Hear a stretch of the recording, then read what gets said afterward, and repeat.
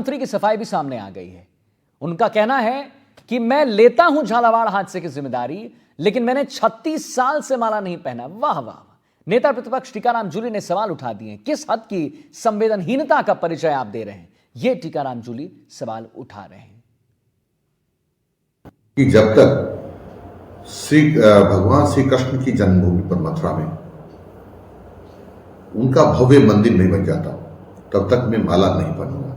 यानी कुल मिलाकर मुझे 36 साल के आसपास हो गए मैं माला नहीं पहनता हूं। लेकिन वहां जो फोटो में दिखाई दे रहा है, एक बड़ी माला या चक्र है, उसको ऐसे सो कर रखा है, उसमें दिखाई दे रहा हूं, लेकिन मैंने माला नहीं पहनी है, न मैं माला पहनता हूं। और ये भ्रामक समाचार देकर के इस प्रकार का जो कोशिश की जा रही है मेरी छवि को धूमिल करने की, वो ठीक नहीं है। संवेदनशील मामला है, इस पे राजनीति नहीं होनी चाहिए। और जो अपने आप को डबल इंजन की सरकार बताती है, उसको इसकी जिम्मेदारी तो लेनी पड़ेगी। जिम्मेदारी लें कि किन लोगों की गलती है, किन ने ध्यान नहीं दिया। क्या हमारे शिक्षा मंत्री जी जब से बने हैं तब से लेकर एजुकेशन को लेकर कोई काम कर रहे हैं, कोई बात कर रहे हैं, कोई बयान दे रहे हैं, या बच्चों से पौधे लगवाने में व्यस्त हैं, या गांव की सफाई का रोजाना कोई ना कोई अलग चैप्टर छेड़ देते हैं। उनको एजुकेशन से कोई लेना देना ही नहीं है, ऐसा लग रहा है। मैं ये कहना चाहूंगा तो जिम्मेदार उन पे कार्रवाई हो, और शिक्षा मंत्री जो है इसमें अपना इस्तीफा दें, वो मॉनिटरिंग नहीं कर पा रहे हैं। दो तस्वीर हम आपको लगातार दिखा रहे हैं। मैं लेता हूं झालावाड़ हादसे की जिम्मेदारी, लेकिन मैंने 36 साल से माला नहीं पहना है।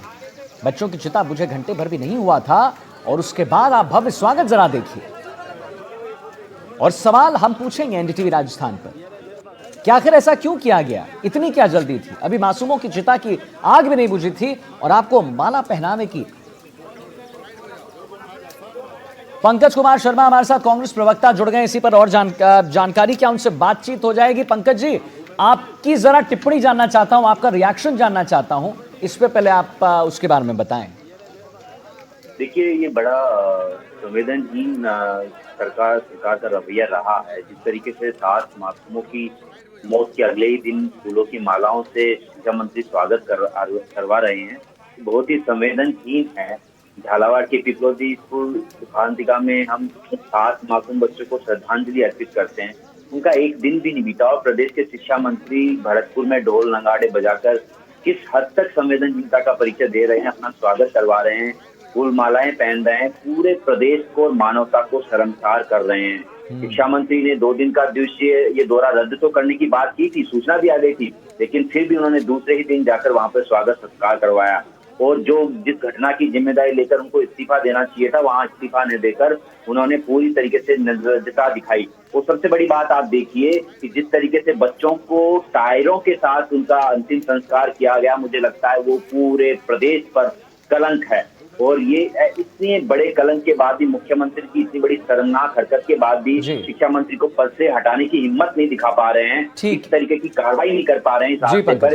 ये इनके नैतिक पतन को दिखाता है, इनकी चुप्पी दिखाता है, और इस सरकार के लचर रवैये का परिचय दे रहे हैं। मैं एक बात आपके माध्यम से करना चाहूंगा कि झालावाड़ हादसे में कुछ अनसुलझे सवाल अभी भी हैं। हादसे के पीड़ितों से मिलने मुख्यमंत्री कब जाएंगे? क्या 5 शिक्षकों का निलंबन ही पूरे हादसे में कार्रवाई का निचोड़ है? इतनी बड़ी घटना हुई, जवाबदेही अभी तक किसी की भी तय नहीं हुई, क्यों नहीं हुई ऐसा? और प्रदेश भर से जो जर्जरता की रिपोर्ट मुख्यमंत्री कार्यालय आएगी, क्या उसे सार्वजनिक किया जाएगा? ठीक है पंकज जी, चलिए बहुत बहुत धन्यवाद महत्वपूर्ण जानकारी हमसे साझा करने के लिए।